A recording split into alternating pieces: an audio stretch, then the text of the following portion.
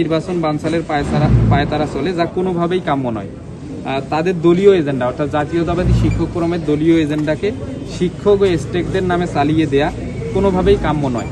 জাতীয়তাবাদী শিক্ষক ফোরাম যেটা করেছে তাদের দলীয় এজেন্ডা, তাদের স্বাক্ষরিত ফাইল আপনারা ইতিমধ্যে পেয়েছেন, এটা তাদের দলীয় এজেন্ডা, তারা পুরো শিক্ষকদের নামে এটা চালিয়ে দিচ্ছে। চতুর্থ হচ্ছে যে ইতোপূর্বে নির্বাচন কমিশন বিভিন্ন কারণে একাধিকবার নির্বাচনের তারিখ পিছিয়েছেন।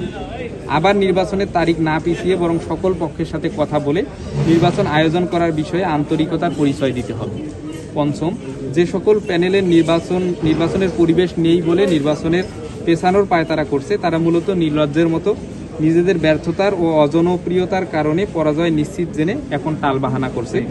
এসব হাস্যকর কার্যক্রম বন্ধ করার অনুরোধ করছি। অর্থাৎ যে প্যানেলগুলো আজকে আপনারা বলেছেন ইতিমধ্যেই, যারা নির্বাচন পেছানোর কথা বলতেছে, তারা তো এটা আজকে শুনতেছে না যে 25 তারিখ নির্বাচন। এই 25 তারিখ নির্বাচন তো অনেক আগে থেকেই পাশ হয়ে আছে।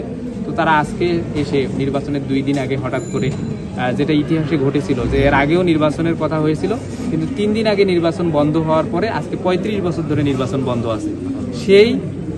সেই ধারাবাহিকতা তারা এখনো রাখতে চাচ্ছে। এরা মূলত রাকসু বানচাল করতে চায়, নির্বাচন পেছানো এদের মূল উদ্দেশ্য না।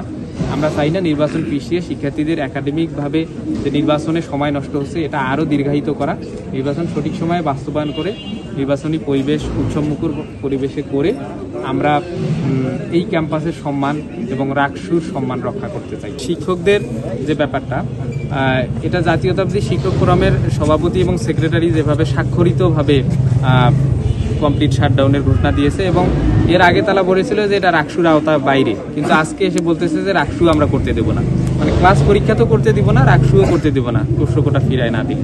এই স্টেটমেন্টটা কিন্তু জামাতের শিক্ষকদের পক্ষ থেকে অফিসিয়াল প্যাডে আসে নাই। এজন্য আমি বলি যে তাদের জাতীয়তাবাদী শিক্ষক ফোরামের এরকম অফিসিয়াল প্যাডে এরকম ঘোষণা আসা কোনোভাবেই কাম্য নয়। আর শিক্ষকদের মধ্যে শিক্ষকরা যদি প্রশ্নকোটা ফিরিয়ে চায়, আমরা প্রথমেই বলেছিলাম এটা রাকসু বানচালের ষড়যন্ত্র হিসেবেই আমরা দেখছি এবং সকল শিক্ষার্থী সেদিন ওখানে বক্তৃতা দিয়েছিল যে প্রশ্নকোটাও আমরা ফিরে চাইবো না এবং রাকসু যথাসময়ে বাস্তবায়ন হতে হবে। আজকে যারা রাকসু পেছানোর কথা বলছে তারাও কিন্তু সেদিন সেখানে এই কথা বলেছিল, আপনারা জানেন। তো রাকসু যারা রাকসু পেছালে যে ওই যে রাকসু বানচালকারী গোষ্ঠী, ওদের স্বার্থ যারা প্রশ্নকোটা ফিরায় আনতে চাচ্ছে, ওদের স্বার্থ হাসিল হচ্ছে। এটা যেই বন্ধু সংগঠনগুলো জানতেছে না, যেই বন্ধু সংগঠনগুলো জেনেও বুঝেও না বুঝার ভান করতেছে, এটা তাদের ব্যর্থতা। আমরা মূলত রাকসু যদি পিছিয়ে দেয়, তাদের যে প্রশ্নকোটা যারা ফিরায় আনতে চায় তাদের স্বার্থ উদ্ধার করা হবে। এজন্য রাকসু যথাসময়ে বাস্তবায়ন করে প্রশ্নকোটাকে বিলোপ করা আমাদের শিক্ষার্থীদের ম্যান্ডেটের একটা উপযোগী ম্যান্ডেট হবে।